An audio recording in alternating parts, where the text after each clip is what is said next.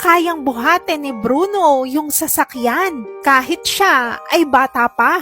Baby pa lang kasi si Bruno ay tinubuan na siya ng bigote. Nagtaka nga ang kanyang mga magulang at shinave ito. Pero ilang sandali pa ay tumutubo itong muli. Malakas din si Bruno. Nung hinawakan niya nga yung daliri ng daddy niya ay nabali ito. Dinala rin siya sa doktor para matingnan. Pero aksidente niyang nasipa yung doktor at tumalsik ito. Isang araw nga ay napunta yung ball niya sa ilalim ng car at laking gulat ng daddy niya dahil nabuhat ito ni Bruno. Nung nag-aaral na nga siya ay sinubukan niyang mag-cheat. Pero aksidente niyang napaapo yung test paper ng classmate niya. Sumali rin siya sa football at para bang siya si The Flash sa bilis. Tinabihan siya ng daddy niya na huwag palaging gagamitin ang kanyang superpowers para naman magkaroon siya ng mga kaibigan. Dahil nga nung birthday niya, kahit na marami siyang handa at marami rin siyang inimbita, ay walang pumunta dahil natatakot sa kanya.